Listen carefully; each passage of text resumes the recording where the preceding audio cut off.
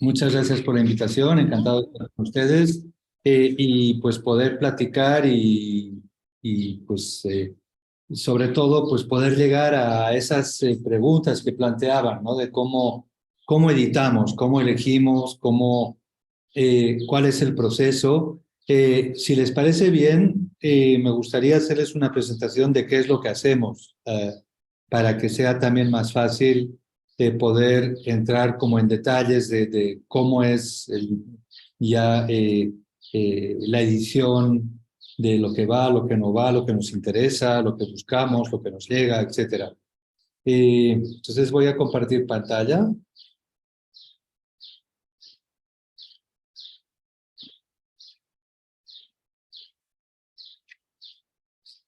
¿Está? ¿Ven la pantalla?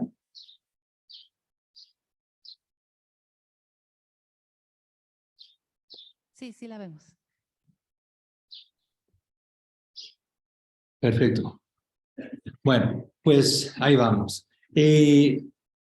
Más que hablar de una revista o de los libros, me gustaría compartirles cómo nosotros entendemos la crítica de la arquitectura y la construcción de la cultura alrededor de la arquitectura. Nosotros entendemos que eh, la construcción de una plataforma crítica de arquitectura es lo que empecé haciendo hace 25 años.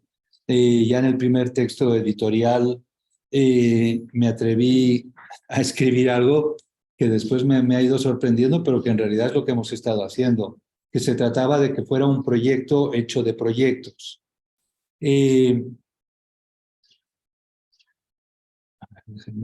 Aquí. Va una nota de Beatriz Polomina, querida amiga y profesora en architecture en Princeton. Ella decía, la historia de los medios de comunicación en arquitectura es mucho más que una nota al pie a la historia de la arquitectura. Las revistas y las galerías ayudan a determinar esa historia. Inventan movimientos, crean tendencias y lanzan figuras internacionales, promoviendo arquitectos del limbo de lo desconocido de la construcción a la lista de acontecimientos históricos, al canon de la historia. Por un lado, informar o generar contenidos, algo que desde el principio me interesaba, ¿no? Esa dicotomía entre si se trataba solo de informar, a título casi periodístico, o si bien, ¿qué le pasa?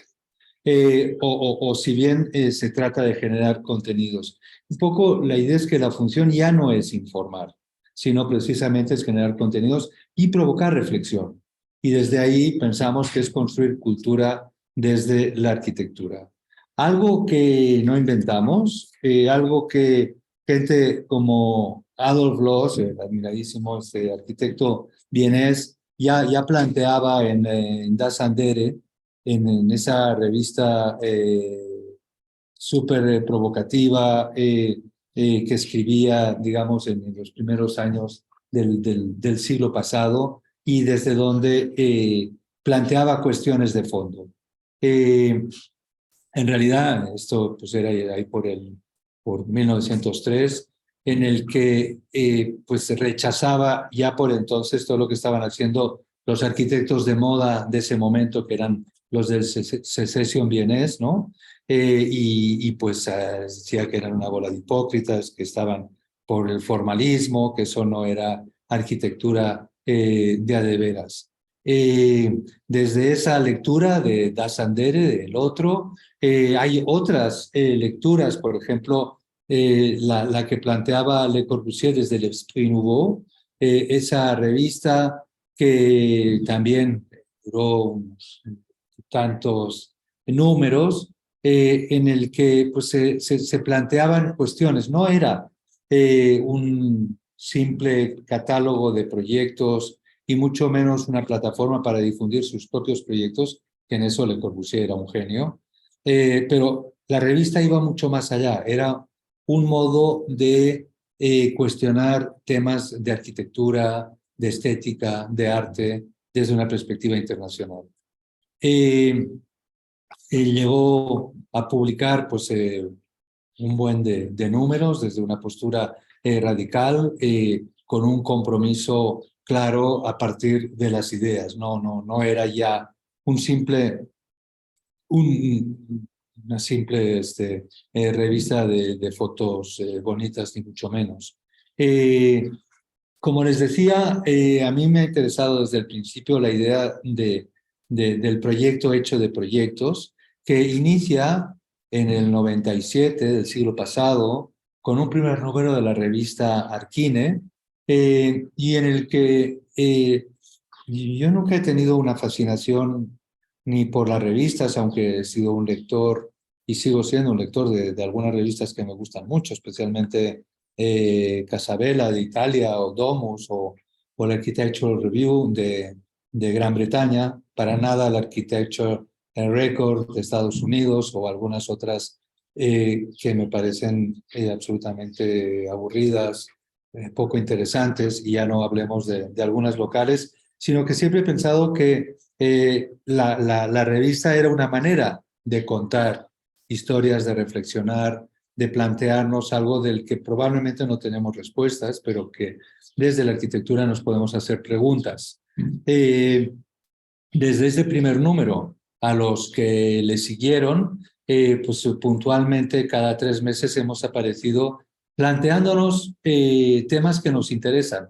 Y en la medida que nos interesan, que nos provocan, que nos generan curiosidad, muchas veces es que no necesariamente sabemos el resultado o no tenemos respuestas hasta que nos ponemos a investigar y nos ponemos a darle la vuelta. En ese sentido, a mí me gusta el camino que he tratado de seguir detrás con una primera publicación que nunca fue perfecta, porque las publicaciones perfectas, y pongo un ejemplo, Arquitectura Viva, por ejemplo, de Madrid, dirigida por un queridísimo amigo Luis Fernández Galeano, yo siempre he sentido que es una publicación perfecta, los textos son impecables, el diseño funciona muy bien, pero la perfección es algo que mata, como una ciudad perfecta, ¿no? Una ciudad que tiene unos límites determinados, es una ciudad que casi nace muerta.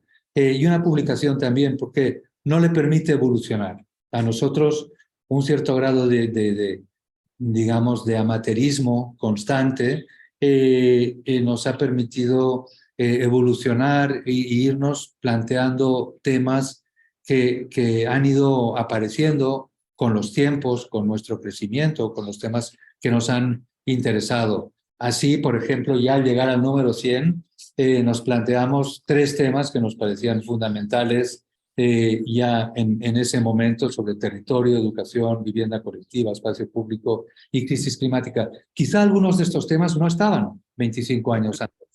Quizá algunos aparecieron con el tiempo y nos ha permitido seguir reflexionando sobre estos aspectos. Pero más allá de la arquitectura como un soporte físico impreso, hay otras variables digitales que hoy por hoy pues tienen muchísimos más lectores que nuestra revista impresa, sin dudarlo, ¿no? Desde Facebook, Twitter, eh, Instagram, o cualquiera de las aplicaciones de cientos de miles de lectores que tenemos ahora. No me sé la cifra, pero creo que en conjunto estábamos como en 600.000, mucho más de los que nos puedan leer o haber leído en la revista en papel. Nos parece importante que esa cultura siga siendo viva, que sea una cultura que se nutre muchas veces pues de la inmediatez de las entrevistas, como las que tenemos en la Hora Arquine, que lidera Andrea Gregorio, y entendiendo siempre la edición como un acto crítico. Y eso nos lleva al tema del libro, ¿no? En el que el libro para nosotros es el espacio al que puedes ir y volver para encontrar ideas con una temporalidad distinta.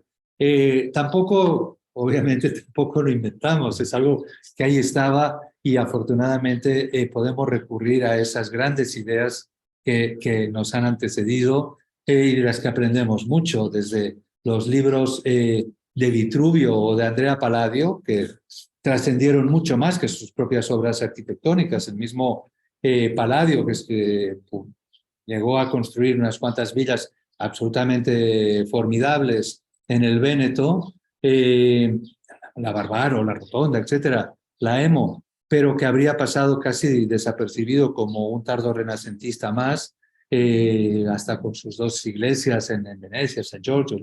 Pero sería a partir de los cuatro libri que se perpetúa, es decir, a través de esos libros, la arquitectura que planteaba Andrea Palladio en el siglo XVI reaparece en la Gran Bretaña de 150 años después en obras de Inigo Jones y de otros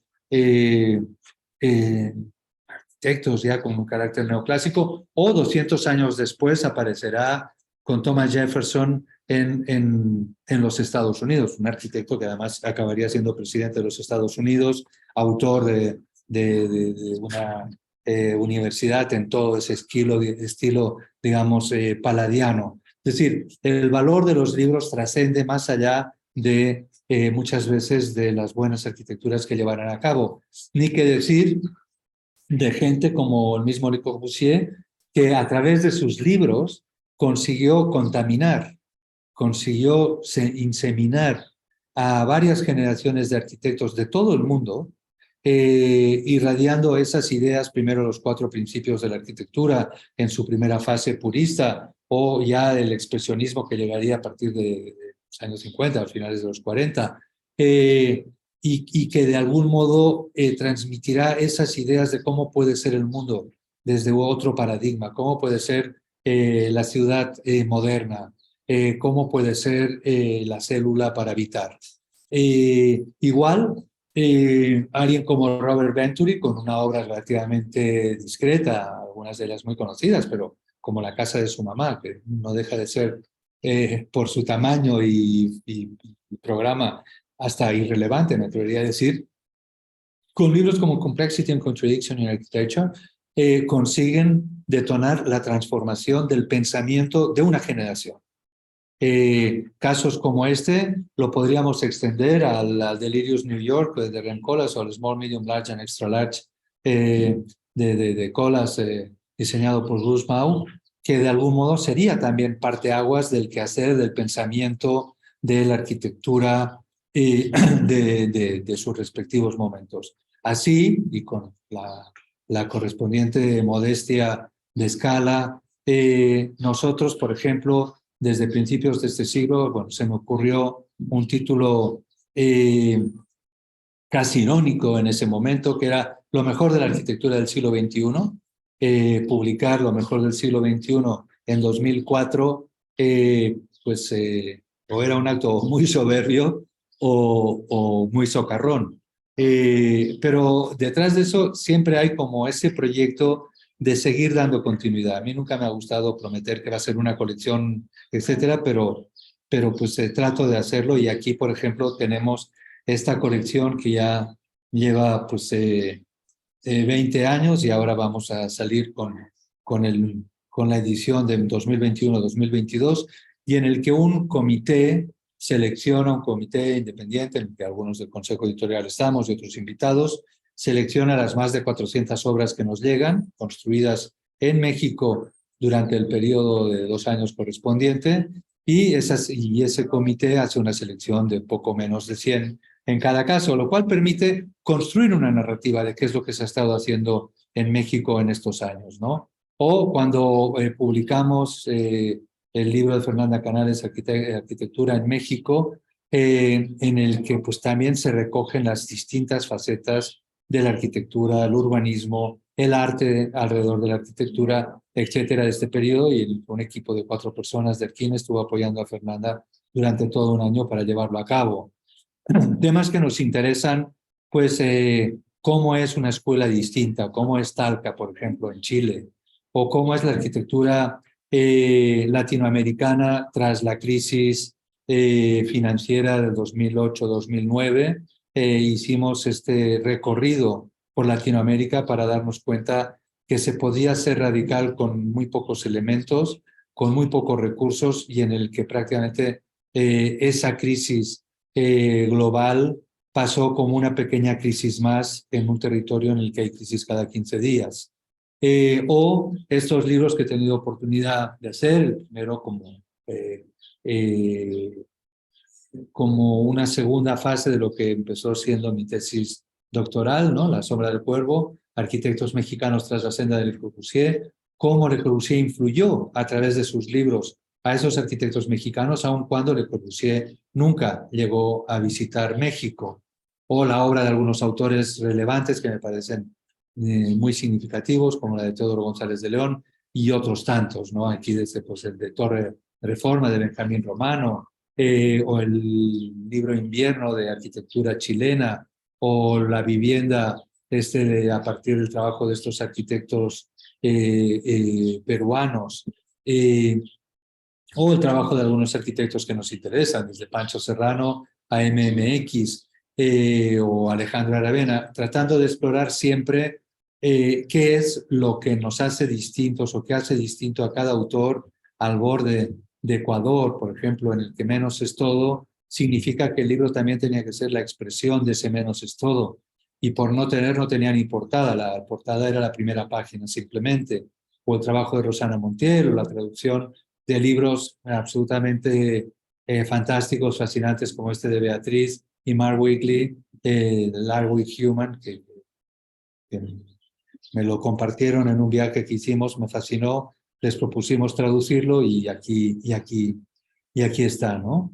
U otros de Ábalos Sienkiewicz o de Flores y Prats, bueno, estos dos de España, Barclay y Cruz de Perú. Es decir, como ese recorrido que nos interesa de esas arquitecturas pues que nos provocan, que nos atraen, y sin duda pues la de Alberto Calach, una monografía que me llevó 5 años de ir y venir, de trabajo permanente, de edición, tratar de entender cómo se edita, cómo se organiza, cómo se cuenta el contenido de un arquitecto tan creativo y único, ¿no? Probablemente para mí el más interesante en este momento de todo el continente americano. O este otro libro chiquito que hice sobre vivienda colectiva, tratando de reunir algunas estrategias que pueden ser instrumentos útiles para que cualquiera pueda tomarla prestada y llevar a cabo proyectos que ayuden a agilizar algo que es urgente e importante, que es tener pues vivienda colectiva para el mayor número de personas, sobre todo en países como el nuestro, en el que no hay políticas públicas, en el que no hay una política de vivienda asequible. Pues esas herramientas pueden ser útiles para cualquiera de nosotros. Libros pues, de Tatiana Bilbao o de Loretta Castro, de algún modo también ayudan a seguir construyendo esta cultura, que en buena medida se resumía en este libro que publicamos a finales del año pasado, 25 obras, 25 voces, en el que reunimos obras construidas en Latinoamérica que fueron relevantes en su momento y que resistieron el embate del tiempo. Y a su vez invitamos a 25 voces del mismo tamaño e importancia que la de los arquitectos, autores de esas obras, para hablar, discutir, reflexionar sobre esas mismas, de lo cual fue un ejercicio muy divertido de invitar a gente súper interesante y aprender mucho de sus reflexiones. Desde nuestro punto de vista, los arquitectos tenemos la responsabilidad de hacernos preguntas y una manera de dar respuesta es concursando, sobre todo en países como el nuestro, en el que el dedazo que me preocupaba hace 25 años sigue siendo la manera de encargar los proyectos, en el que no se dan las condiciones de igualdad de oportunidades, no se dan concursos. Pues nos parece que de los concursos podemos aprender mucho, desde esos primeros concursos como el del Chicago Tribune, que fueron relevantes hace 100 años, estos del 1922, y en el que aparecieron esas grandes ideas que quizá en su momento no se entendieron, como la torre de la izquierda de Adolf Loos o la de más a la derecha de Walter Gropius, por mencionar alguna, pero que con los años acabarían siendo un referente de la arquitectura global, o proyectos que en su momento también costaron de digerir, como la propuesta de Richard Rogers y Renzo Piano para el Centro Pompidou, en el corazón de París, que gracias a un miembro fundamental, visionario como Jean Prouvé en el jurado, pues se pudieron poner atención a este proyecto que sería un parteaguas en la historia de la arquitectura. Y cómo no, el proyecto más interesante que se ha hecho en México en lo que vamos de siglo, que sería la Biblioteca Vasconcelos de Alberto College. En ese sentido, y desde esa perspectiva también de entender que el concurso es una construcción de cultura, empezamos pues prácticamente al año de empezar con la revista a proponer un concurso en igualdad de condiciones y que eso nos permitiera concursar y en los últimos años también construir una serie de pabellones, en este caso en el contexto del Festival Mextrópoli, que es una manera de compartir colectivamente con la ciudadanía, ya no solo arquitectos para arquitectos, así como esos eventos de cardiólogos para cardiólogos, sino entendiendo que la arquitectura es algo que tiene un impacto urbano y que la experiencia de compartirlo con la ciudadanía es un modo también de aprender y de algún modo poder ir avanzando en esa construcción compleja de nuestras ciudades. Algo que hemos repetido cada año y que nos ha permitido en algunos casos crear elementos participativos o lugares, pequeños foros como para poder tener una plática aquí abajo con Peter Zumthor, por ejemplo, o crear una palapa gastronómica casi al final de la pandemia o un lugar para poder bailar con tu propia sombra, también en un momento en el que el contacto post-pandémico todavía era un tema muy delicado, ¿no?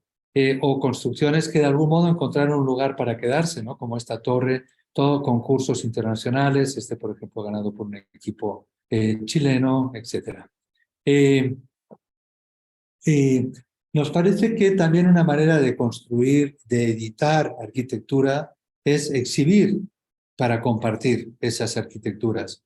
Y en ese sentido, nos ha parecido también interesante que a veces no solo es una publicación, no solo es un libro, aunque muchas veces van acompañados.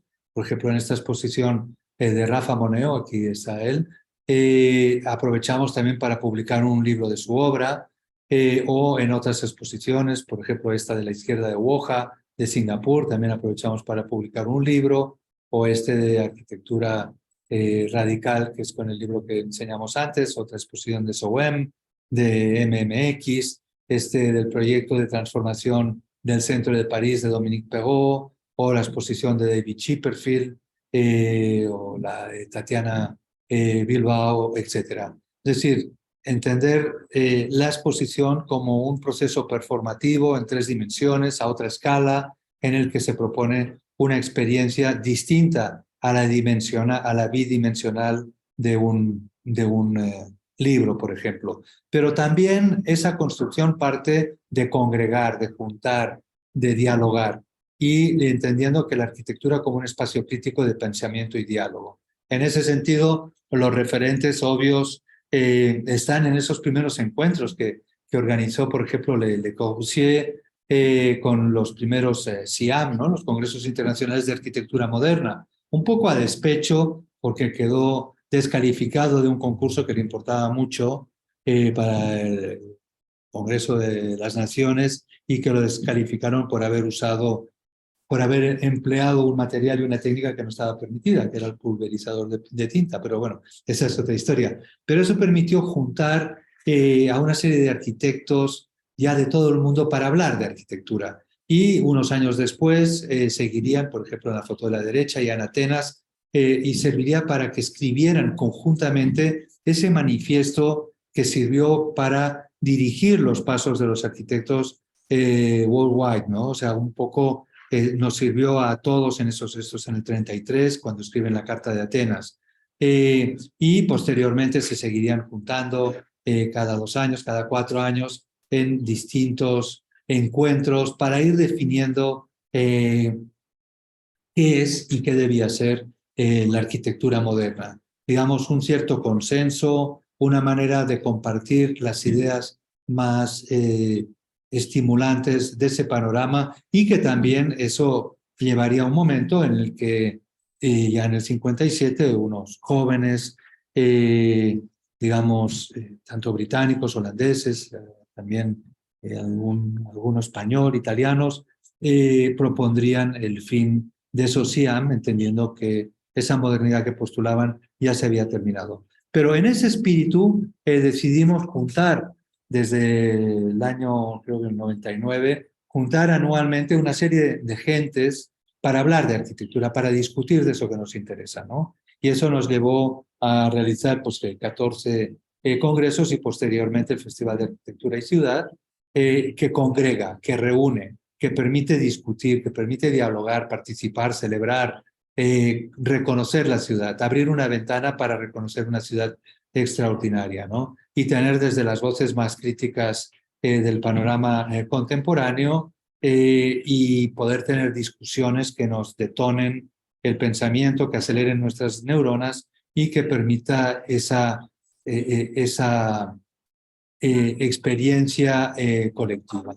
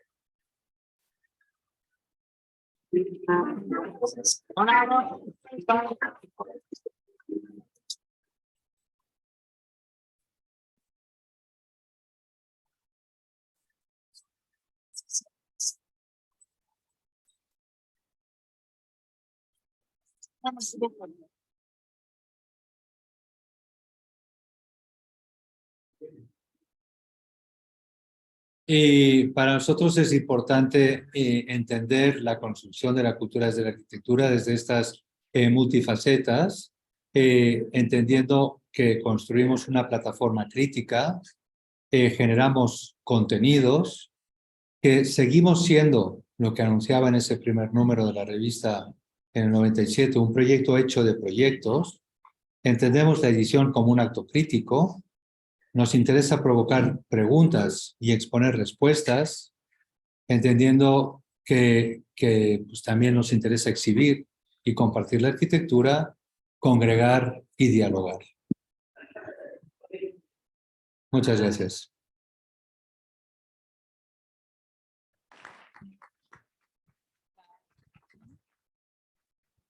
Pues, un gran aplauso para usted, arquitecto, fantástica su labor.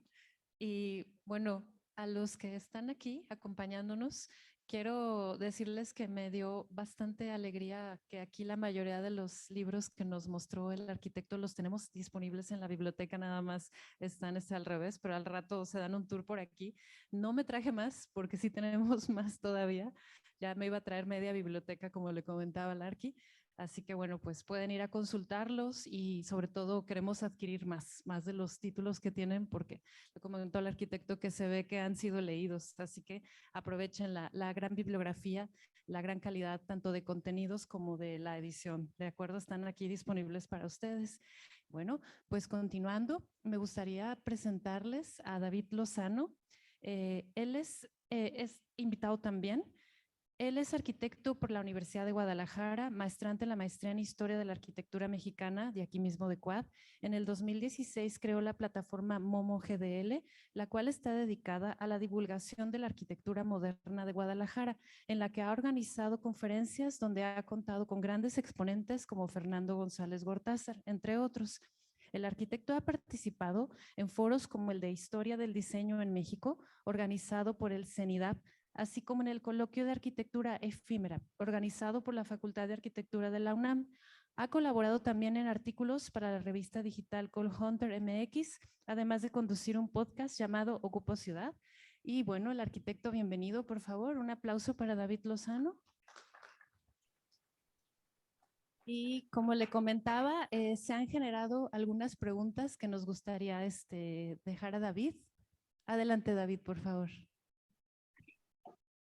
Sí, hola, buenos días. Pues gracias por la invitación de nueva cuenta. Mucho gusto y gracias también por aceptar esta invitación, arquitecto Miquel. Y pues sí, en general, pues me toca un poco como propiciar un poco la charla en base a ciertas preguntas que diversos estudiantes plantearon ahí a través de una dinámica en redes sociales. Pero también, igual, de repente puede que se asome alguna que otra pregunta mía, pero principalmente van a ser la de los estudiantes.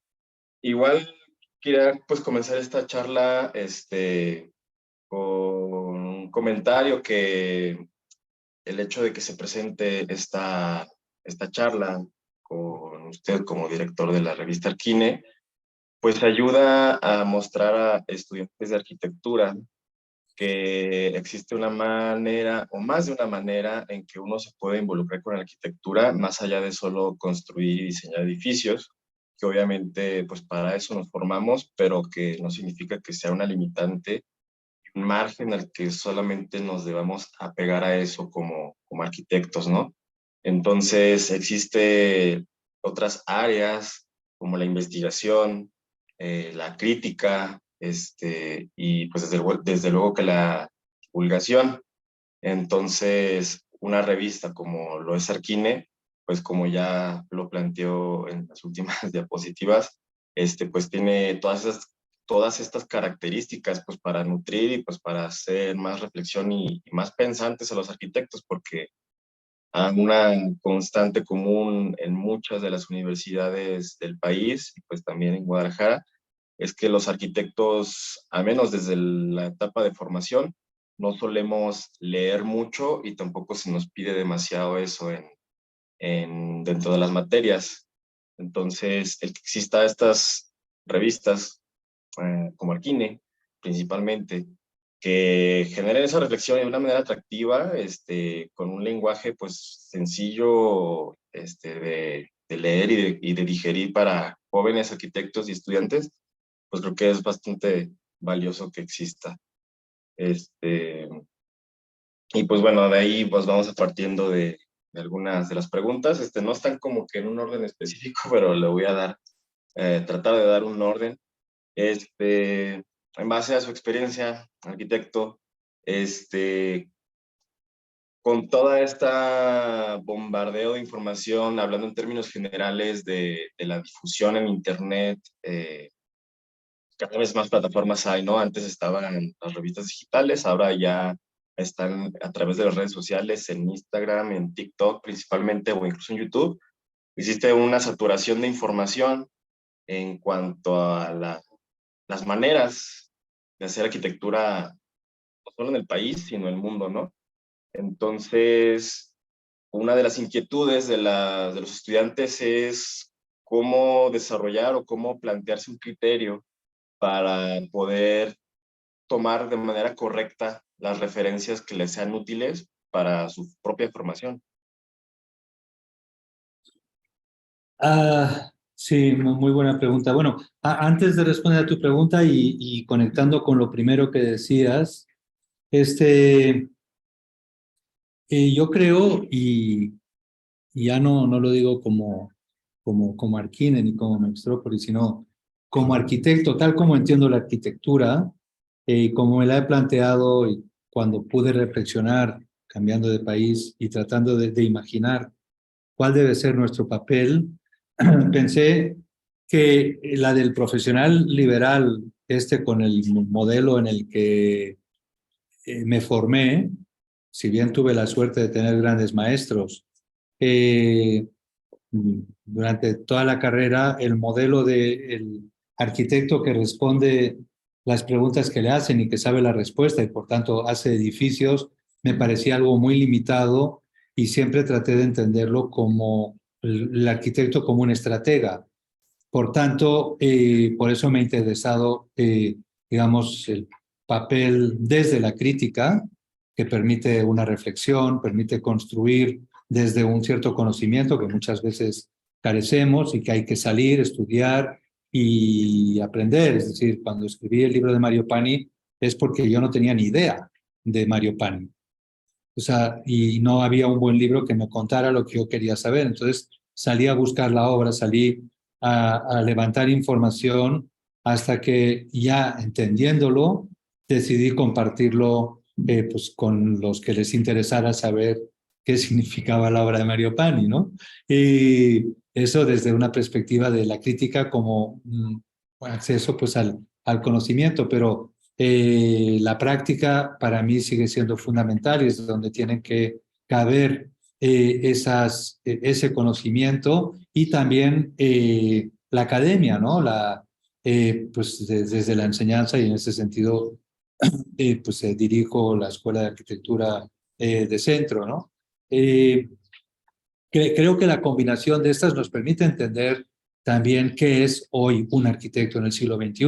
No tiene ya que ver mucho con ese arquitecto del siglo XX y en el que la mayor parte de los programas académicos de las universidades en México pues, son del siglo pasado y por tanto no reflejan esto. Es decir, hoy por hoy un arquitecto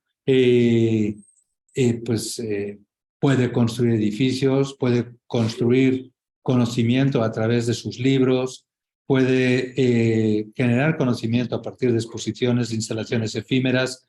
O sea, hay una variedad de espectros también desde la academia y lo vemos. O sea, los arquitectos más relevantes, empezando, no sé, por Rem Koolhaas, empezó siendo guionista de cine.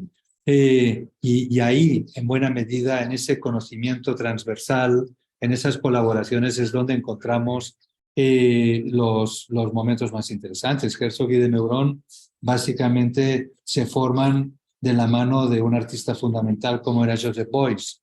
Es decir, si alguien piensa que todavía con las herramientas del siglo pasado de un arquitecto que solo aprende a cómo se hace o se construye un edificio, pues yo creo que estaría bastante condenado al fracaso, ¿no? O a un subproducto probablemente sustituible pues, por algunas multinacionales con unos buenos ingenieros que calculan la estructura y de un modo genérico plasman los elementos que hay en el mercado. Y yendo al mercado, y ahora sí conectándome a tu pregunta, pues tú puedes definir hasta qué fachada le vas a poner a ese programa sacando imágenes de TikTok o de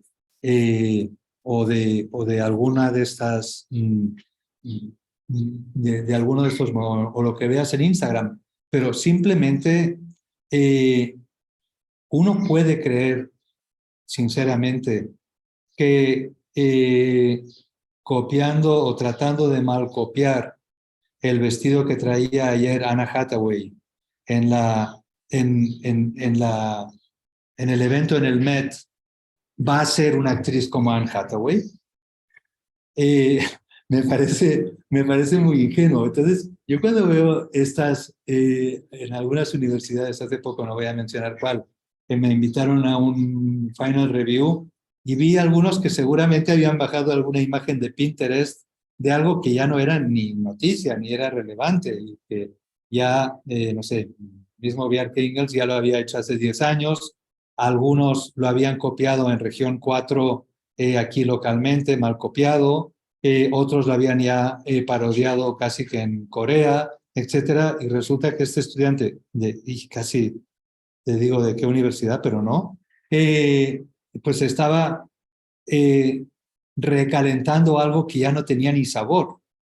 Es decir, esa información simplemente de una imagen replicable, a ver, de cómo quieres que sea tu sala de estar si le cambias el sofá de color, llevado a la escala de la arquitectura, queda totalmente vacía de contenido. En realidad, a mí me parece que no suple para nada el conocimiento que uno debería adquirir estudiando arquitectura.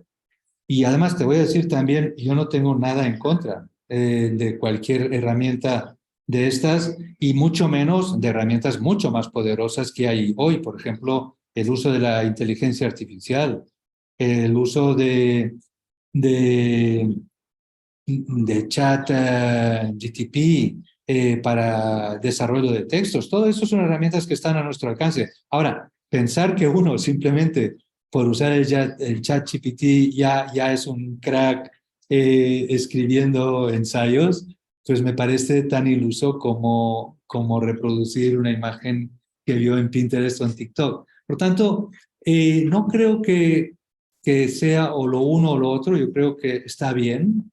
Está también como salir a la calle y fijarte en lo que existe, en tratar de leer la historia y en tratar también de ver qué es lo que aportan los libros. Es decir, la dicotomía esa de si lo digital va a matar a lo impreso y demás, pues yo creo que es tan poco constructiva como tratar de pensar si la escuela de arquitectura tiene que ser técnica o artística. Yo creo que debe y puede ser ambas, ¿no? Hay muchos libros, nosotros mismos hacemos ebooks, que el formato permite muy bien una versión digital. Hay otros, Giselle antes comentaba de un libro que le gustó, que publicamos, de Torre Reforma. Hay otros que, pues, a ver cómo harían en versión digital esa experiencia táctil, esas transparencias, de ir pasando las páginas y ir viendo la superposición de los flujos en un mismo edificio, ¿no? Yo creo que tenemos la suerte de poder tener acceso a todos esos medios. Me parece ingenuo, iluso pensar que nuevos medios o nuevos canales van a sustituir a los viejos, como me parece absurdo tratarse de aferrar a modelos que han servido durante siglos como si fueran el único, ¿no? Creo que podemos seguir construyendo cultura desde todos estos canales.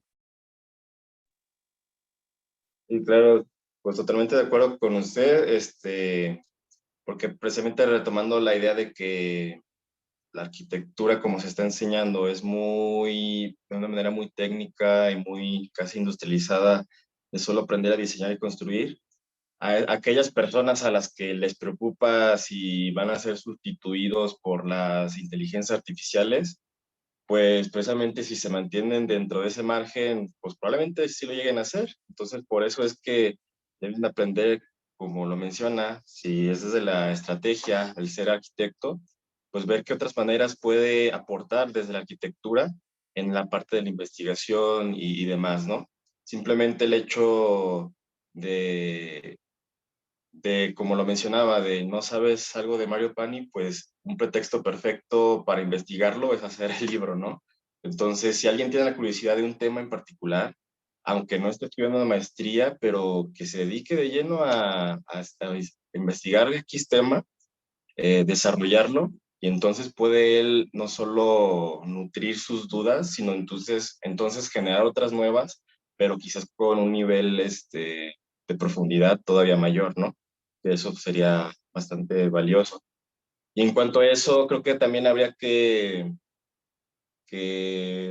ver si existe una especie de comparación, o no comparación, o diferenciación, sino un entendimiento de la relación que hay entre teoría y práctica, ¿no? Porque quizás no se debería de confundir a que les estemos diciendo que todos deben de ser teóricos y demás, sino que realmente no lo omitan, el saber que existe ciertas críticas y cierta diversidad de pensamientos, y aunque ellos no escriban y si quieran dedicarse al diseño, que estén conscientes de lo que se está pensando en su tiempo, ¿no? Sí, sí, sin duda. Mira, yo creo que esa preocupación es muy legítima, ¿no? Es decir, ¿nos van a sustituir las nuevas tecnologías? ¿Nos va a sustituir la inteligencia artificial? Y hay mucha literatura al respecto y hay gente muy preocupada y que han investigado mucho. Todo parece indicar, yo no soy un experto, pero sí es algo que nos preocupa mucho desde mi universidad, y estamos continuamente tratando de estar en primera línea en ese sentido. Todo parece indicar que si algo hay especialmente difícil de ser sustituido, es lo que tiene que ver con las industrias creativas, con las carreras como arquitectura precisamente, ¿no? Todo lo que está vinculado al diseño, en el que hay un factor subjetivo, en el que pues ahí es donde nosotros podemos aportar, no solo de puras intuiciones, sino también arropado con el conocimiento. Entonces, yo creo que quien se asegure de una buena formación, yo creo que pues, va a seguir siendo fundamental en el desarrollo, digamos, de la industria de la construcción, por un lado, o en la cultura arquitectónica en el sentido más amplio. Entonces, por ahí yo creo que sí es fundamental seguir tratando de estar en primera línea, con conocimiento de primera mano. Si lo que tenemos hoy, por otro lado, es la panacea, es decir, la posibilidad de que cualquiera desde cualquier lugar del mundo puede tener acceso a toda la información banal, pero como la que veíamos antes, llegar a la arquitectura desde TikTok, puede ser, pero también tiene acceso a cuanto se haya escrito, se haya discutido, conferencias que hayan habido aquí y allí. Es decir, y yo organizo las conferencias porque necesito de primera mano ese estímulo que me provoca y me acelera las neuronas. Porque toda la vida lo he hecho, porque tuve la suerte siendo estudiante de tener conferencias de Aldo Rossi cuando todavía no sabía quién era Aldo Rossi o James Stirling. Y eso me sirvió muchísimo porque me detonó, me obligó ante la duda de agarrar un backpack y lanzarme a ver esas obras de referencia que mencionaban y por qué Álvar Aalto era tan importante, pues hasta que no me fui solo en backpack y a ver las obras no pude comprenderlo, pero todo eso empezó por una conferencia de Rossi hablando de Álvar Aalto, ¿no? A veces los libros son los que detonan esto. Yo tengo, uno de mis hijos dice que no lee, o sea, es como un acto como militante, ¿no? Yo le digo que pues, está en su derecho y que además, si no lee, en realidad no se pierde nada. Ahora, si lee, va a poder aprender un chingo de cosas. Va a descubrir un mundo y un universo de mundos. Porque cada libro puede ser una puerta a otro escenario, a otro mundo. Claro, hay que saber escoger porque hay millones de libros escritos en el mundo y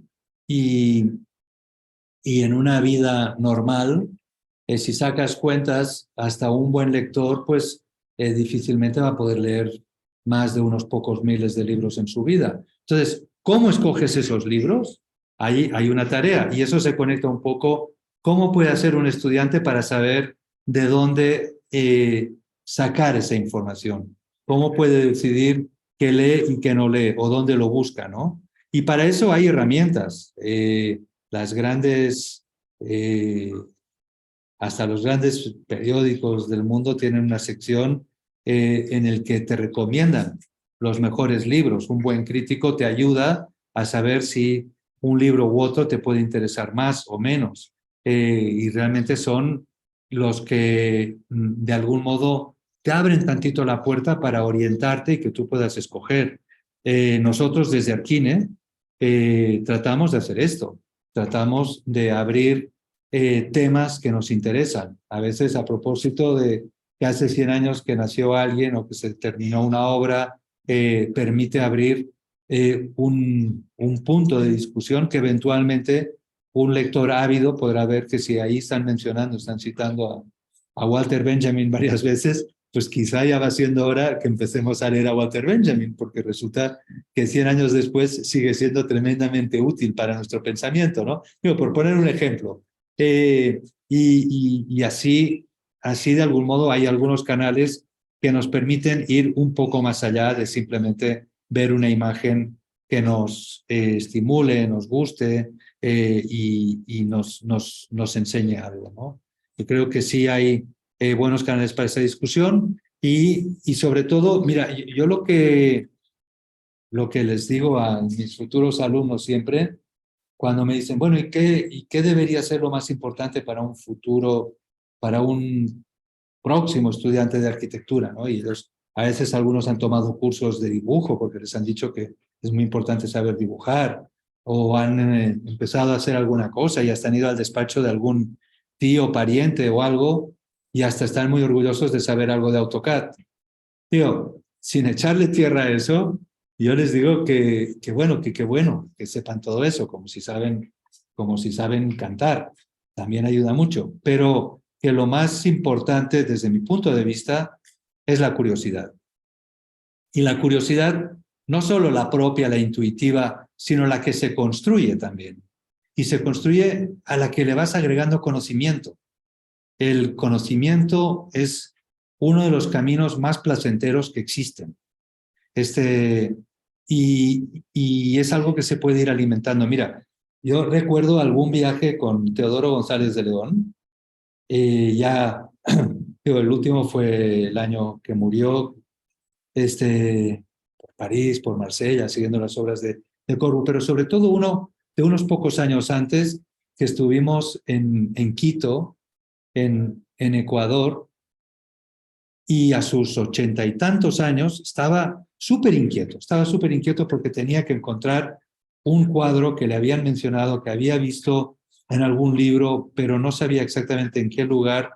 Estaba de Quito, pero estaba seguro que era Quito, que era un crucifijo del 17 y que había sido el que había detonado ese crucifijo en falsa perspectiva que acabaría pintando mucho tiempo después Salvador Dalí.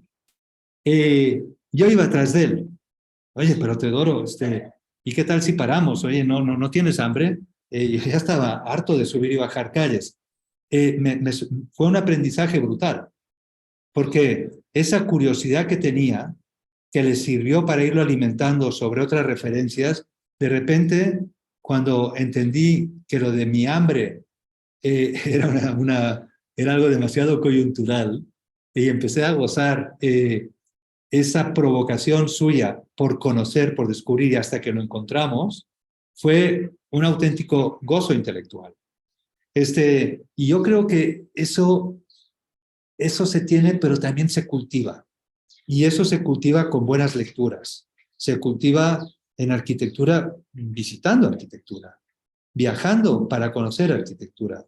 Se cultiva escuchando a otros que antes que nosotros se han hecho preguntas y reflexionan sobre estos temas, ¿no? ¿Qué piensa Rem Koolhaas sobre la ciudad? ¿Por qué tiene esa fascinación ahora por lo rural?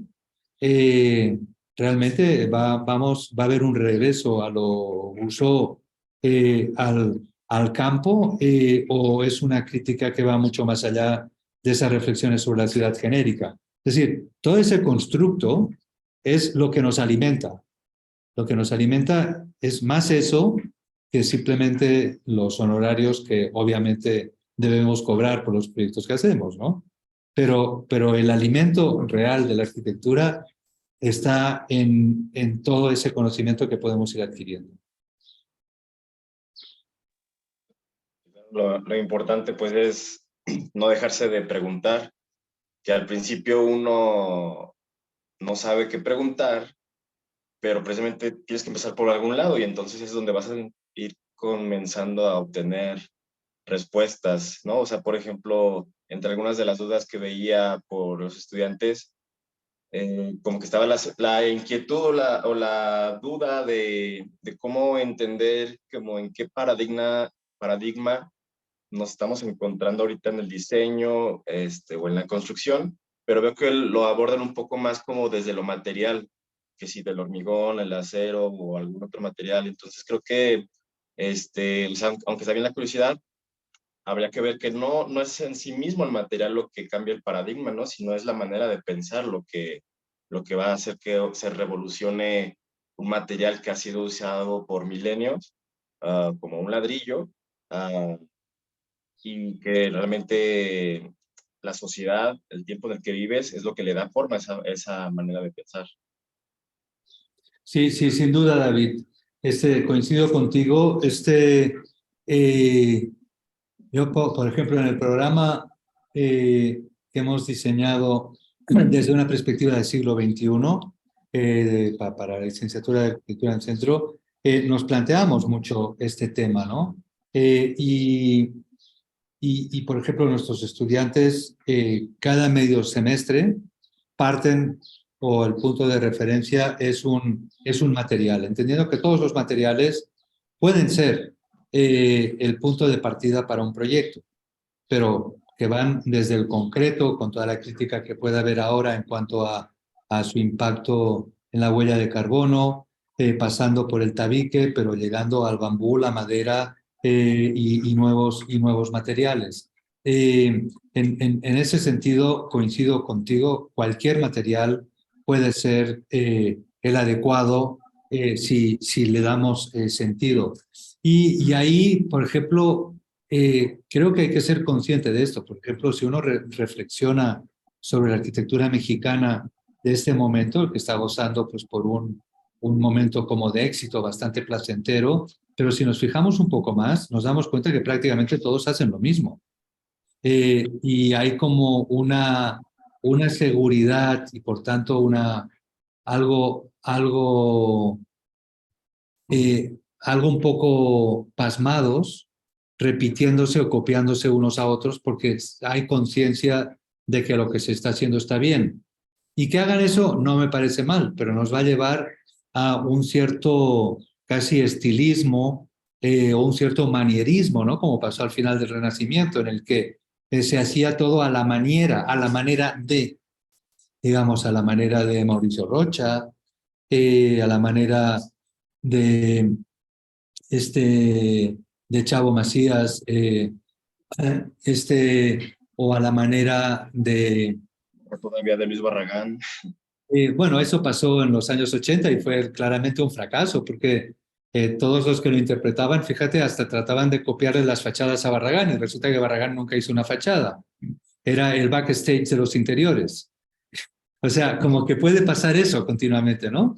Entonces, creo que una reflexión un poco más a fondo nos permitiría no quedarnos solo en la réplica o a la manera de los palitos de madera de Manuel Cervantes, que él lo hace muy bien, pero nos vamos a quedar ahí como atorados, sino tratando de ir un poco más allá, ¿no?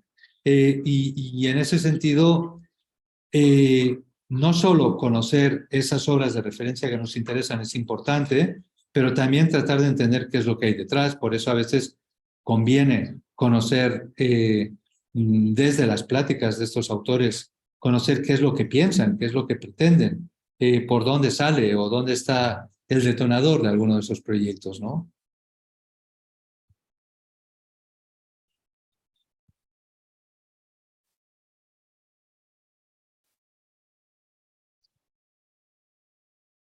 ¿Estás en mute? No te oigo. Perdón. Sí. Sí, o sí que ya acercándonos para la parte final de la charla, voy a puntualizar sobre algunas preguntas específicas de los estudiantes que de alguna manera decantan en lo que venimos platicando. Y es que estudiantes que tengan esa curiosidad de escribir y que en determinado momento, aún no siendo todavía esa persona con el papelito que diga estás titulado como arquitecto, ¿cómo pueden ellos acercarse con una editorial, por poner el caso, a Arquine, y poder ser considerados como para quizás hacer un artículo o una publicación más grande, no sé, y en general, cómo es el proceso editorial, tanto de la revista como la edición de un libro? A ver, bueno, en primer lugar, el que estén titulados o no, la verdad, no creo que varíe mucho. En realidad, ser arquitecto en México no es garantía de nada. Hay arquitectos de escuelas patitos, hay alguno hasta bueno, hay arquitectos que no estudiaron arquitectura, no, y tampoco hay nada que acredite formalmente ni algún colegio de arquitectos que certifique la calidad de los proyectos. Por tanto, el que estén titulados o no, no les va a dar garantía de nada. Si alguien escribe, pues qué bueno, no hay mejor manera de aprender a escribir que escribiendo y sobre todo leyendo. Uno aprende mucho a escribir leyendo. Yo sigo aprendiendo continuamente de colegas que lo hacen mucho mejor que yo, pero a lo largo de años he estado leyendo algunos autores que tienen una claridad que te permiten, te abren la visión, ¿no? La lectura de un buen texto te tiene que llevar a una visión más amplia. Yo en ese sentido pienso que lo que nos interesa no solo son descripciones más o menos casi como reseñas, que hoy por hoy ya con las herramientas de inteligencia artificial que existen seguramente ya lo podríamos resolver, sino aquellas aportaciones subjetivas que propongan algo, ¿no? Que propongan una línea de pensamiento. ¿Cómo se comparten esas ideas o esos textos con alguna editorial como nosotros o cualquier otra, aunque no se me ocurren muchas? Pues es simplemente compartiéndolo con los editores. O sea, nosotros tenemos un correo que es editorial@arquine.com en el que pues alguno de nosotros del equipo editorial recibe textos y de repente dice, oye, mira, está este ensayo, no sé, sobre la obra de Alejandro Son, que me parece muy interesante, que no es lo mismo que han repetido ya 1000 veces con carácter cacofónico, sino que hay una lectura distinta del Mercado Libertad que podría ser relevante, ¿no? Y ahí se puede abrir algo. ¿Quién sabe? Igual es solo un artículo o es el principio de lo que podría acabar siendo un libro o acaba siendo una exposición. Es decir, en qué acaba algo es algo que se va moldeando, pero en primer lugar, en lo que detona es si hay alguna idea que esté aportando conocimiento, ¿no?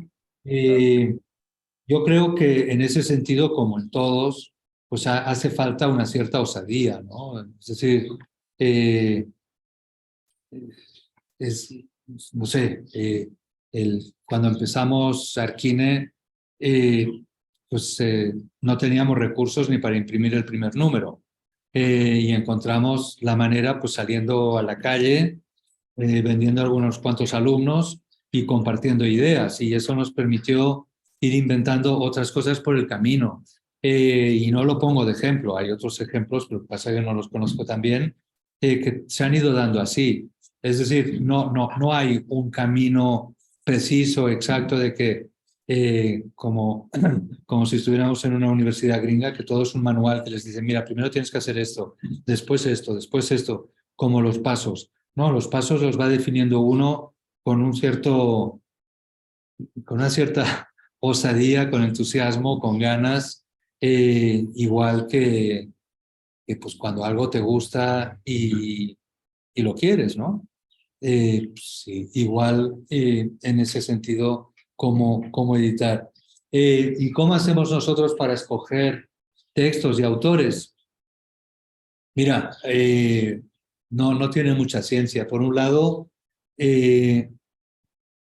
desde la revista, los últimos años son números temáticos. Ahora el próximo número que va a ser sobre futurismos, está muy divertido, está muy emocionante porque es algo que durante toda la historia siempre proyectar es pensar en el futuro.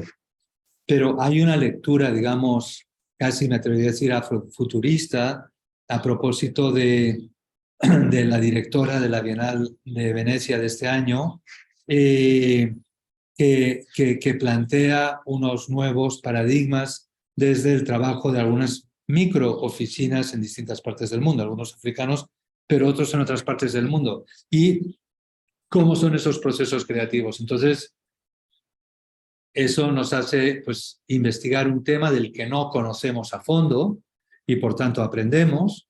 Invitamos a una serie de voces que ya llevan tiempo trabajando en esto. Entrevistamos a la misma curadora que les digo, a Leslie Loco, a otras gentes que están abordando esos temas y construimos una idea a partir de eso.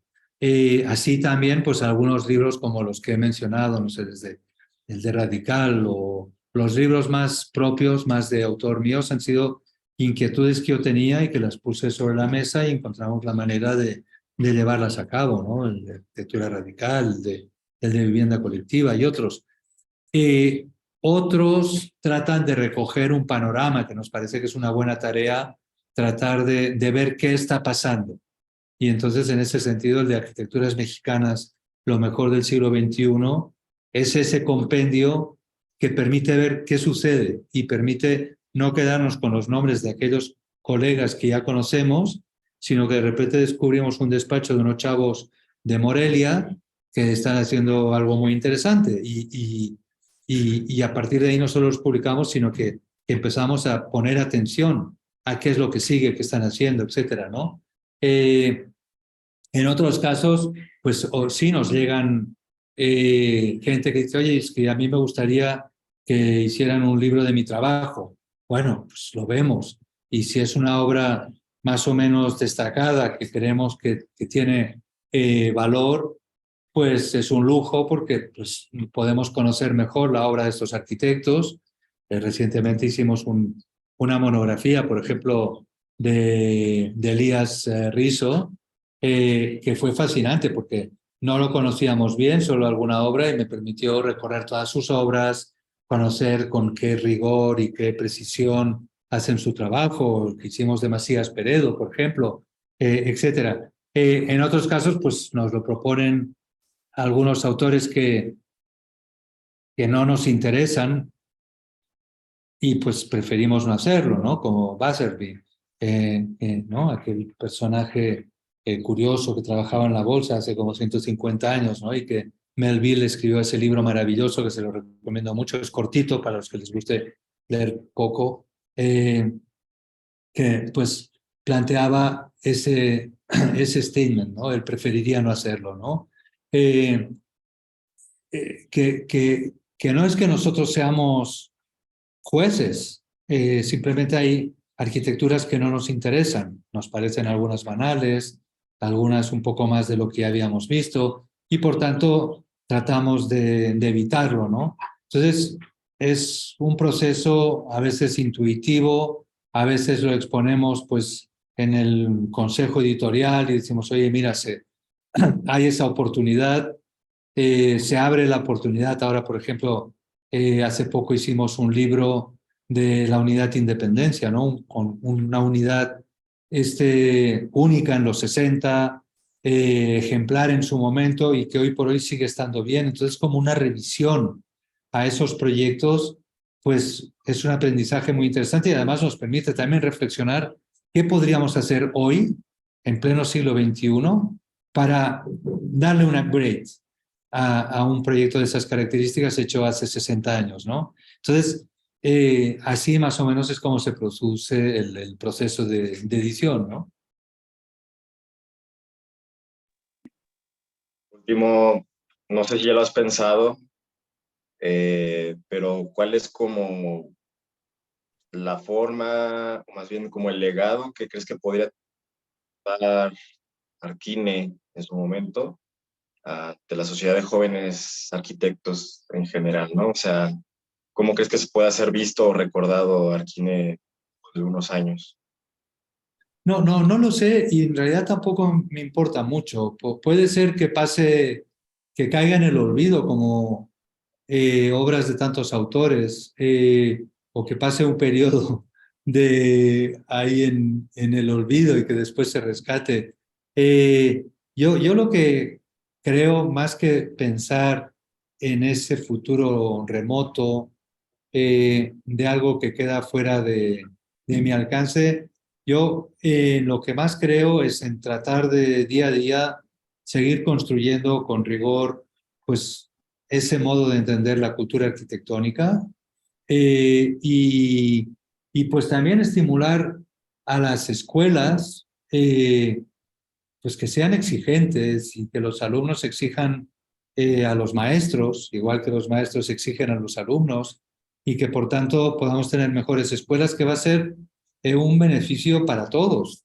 Es decir, a mí me parece muy triste que un país como este, que parece perfecto, hiper bien ubicado geoestratégicamente, con una riqueza brutal, sigue siendo un país con tantas desigualdades, con unos niveles de violencia brutales y en el que todos hacemos ver como que no sucede nada. Y ves las noticias y las noticias son de un tiroteo en Estados Unidos de un güey que mató a 5 personas. Pero sacas el balance y a lo largo del año así solo asesinaron a 200. En cambio, en México pues, asesinamos a 3.000 cada mes. ¿No podemos hacer algo para mejorar eso? ¿No podemos hacer algo para tener mejor educación? Y eso que parece que no vaya con nosotros, creo que está todo ligado. Es decir, si nosotros como estudiantes somos más exigentes, si como profesores somos más exigentes y no caemos en esa desidia nacional de que pues no se pudo o quién sabe o pues no va conmigo eso que sucede y demás, no estamos construyendo un mundo mejor.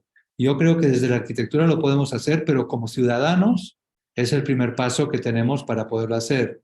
La transformación para tener mejores ciudades pasa por tener mejores ciudadanos. Y nosotros, aunque sea tratando de leer un poco, podemos hacer mucho para ser mejores. Muchas gracias, Miquel. Esperemos que los alumnos lo tomen claramente estas palabras. Pues muchas gracias, David. Muchísimas gracias, David. Y de los que nos quedan por aquí, ¿alguien quiere preguntar?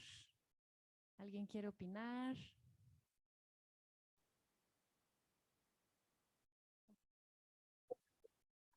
Es que tenemos varios estudiantes conectados. Entonces, alguien del Zoom que quiera compartirnos algo. Ajá.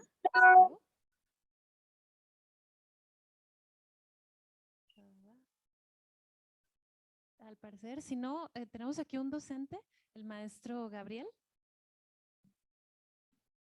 Hola, ¿qué tal? Buenos días. Agradeciendo que tuviera esa empatía con los estudiantes de poder compartir todo lo que ha hecho y que me pone a pensar, si usted no sabía nada de Pani, por ejemplo, que tuvo que investigar para poder hacer el libro, ahora también lo podemos hacer en la dirección contraria. Ya tenemos el libro, darles el libro y que ellos investiguen y después de tener ese conocimiento, ir a ver las obras en sentido contrario a como tú lo hiciste, pues, que es espectacular ya tener un libro. Yo difiero un poquito en lo que se dijo hace rato de que no se está exigiendo a los estudiantes leer. Creo que cada día somos más docentes los que les estamos pidiendo a los alumnos referencias bibliográficas, los estamos obligando a leer, los estamos obligando, al menos en mi caso, a tener reportes de lectura antes de cualquier proyecto y eso nos permite que los muchachos empiecen a tener esa costumbre que quizá parezca olvidada de leer. Y creo que puede ser en el sentido inverso a como tú lo hiciste, por ejemplo, el de Mario Pani, pero que sí sería importante darles un incentivo para que ellos puedan escribir y digan, va a aparecer en alguna revista, o puede ser que algo que estén haciendo ellos pueda hacerse para un libro. Eso sería magnífico y si alguien como tú y como Arquine pudiera apoyar a los muchachos, sería espectacular. Ese sería mi comentario.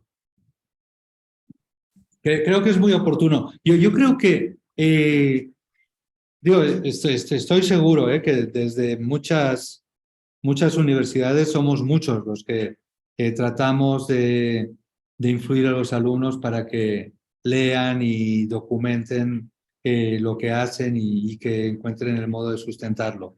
Y creo que hay que seguir en eso. Yo creo que a nivel universitario, históricamente siempre ha habido una manera muy divertida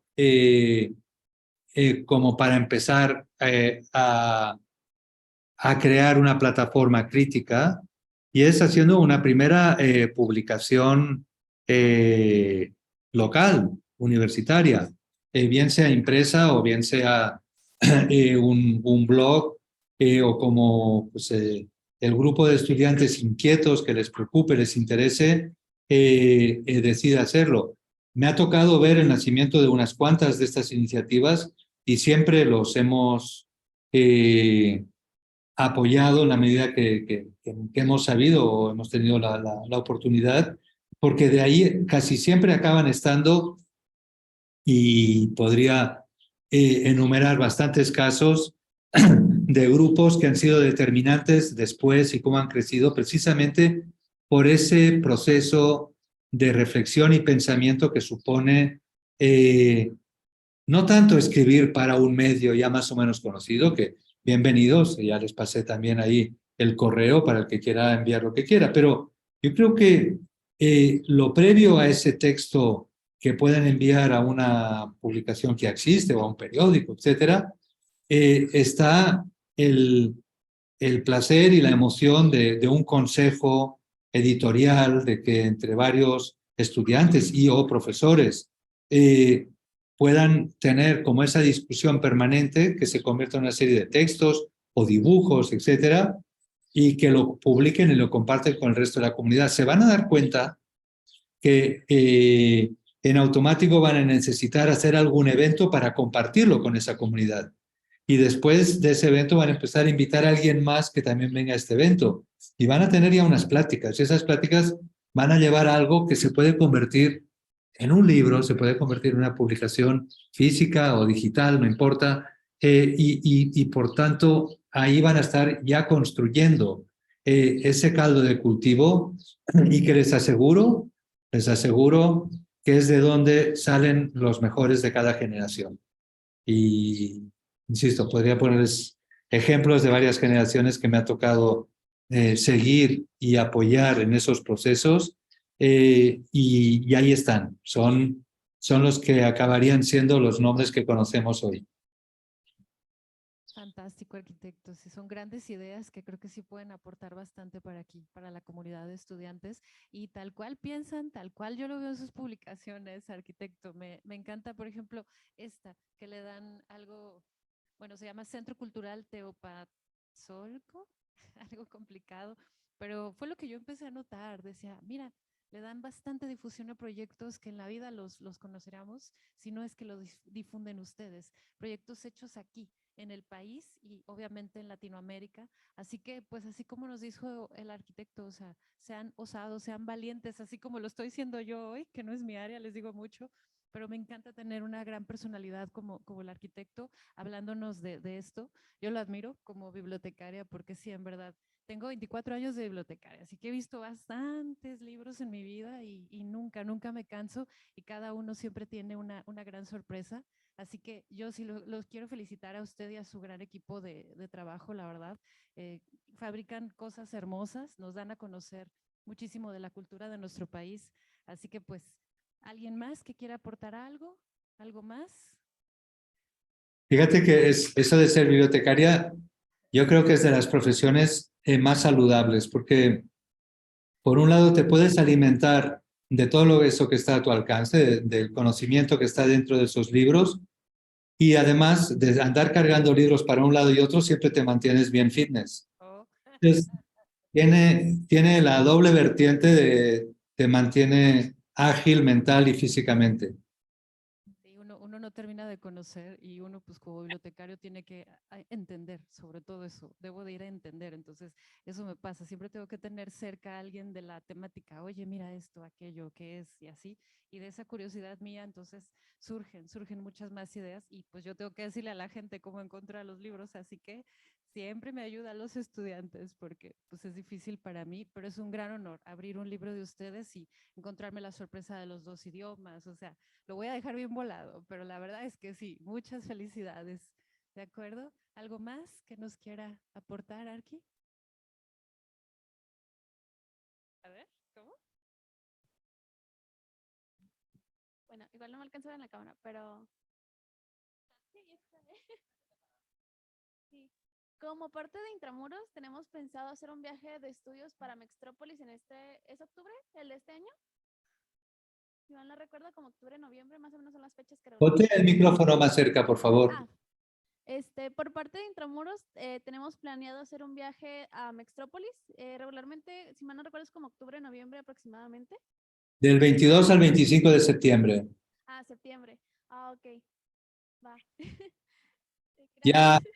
ya tenemos confirmados a Kazuyo Sejima, premio Pritzker japonesa, a Wang Shu y Lu Wenyu, premio Pritzker también de China, trabajo súper interesante.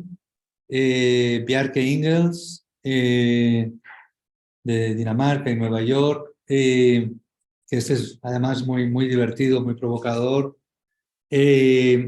A Salvador Rueda, el ideólogo del modelo de transformación de Barcelona, de las supermanzanas, la peatonalización de la ciudad, y bueno, y muchos más, ya tenemos como 10 o 12 confirmados y va a estar buenísimo. Era eso.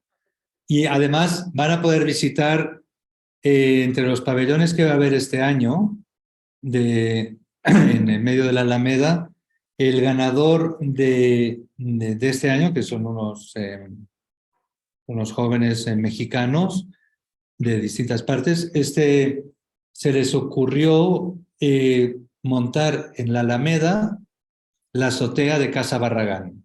Oh, Entonces, lo que en principio es un espacio sagrado, difícil de acceder, que te cuesta 400 pesos, que hay cola, que quién sabe cuándo puedas, que no puedes tomar fotos y demás, vamos a tener un espacio profano de las mismas proporciones, mismas medidas, en el que por ahí arribita, en lugar de algún vecino que construyó algo o algún árbol del jardín de enfrente de Barragán, igual aparece, no sé, el Hotel Sheraton o la Torre Latinoamericana, pero va a ser el mismo espacio, la misma experiencia, pero gratuito, popular, te vas a poder casar si quieres, o puedes llegar con unos mariachi, o podemos tener una plática sobre las mejores lecturas que Giselle nos pueda recomendar, abierto. Y puede ser, y yo creo que va a empezar blanco y probablemente acabe pintado, o no sé si grafiteado, pero va a ser un espacio performativo y tal vez, creo que va a ser divertido. Wow, sí, comentan que está muy interesante. Ahí estaremos. Mil gracias, arquitecto. ¿Listo, chicos? Bueno, pues por nuestra parte sería agradecerle enormemente el haber aceptado esta invitación. En verdad fue muy grato escuchar todo lo que les aportó a los chicos. Hay varios en línea también, así que pues que no sea la única, porque de todo lo que estaba comentando empezamos a pensar en más charlas que pudiéramos, si nos acepta la invitación, pues llevar a cabo con usted. Pues mil gracias, arquitecto. Gracias a ustedes. Que estén muy bien. Saludos. Gracias. Un aplauso, por favor. Muchísimas gracias. Muy buen día. Buen día. A David, muchísimas gracias, David.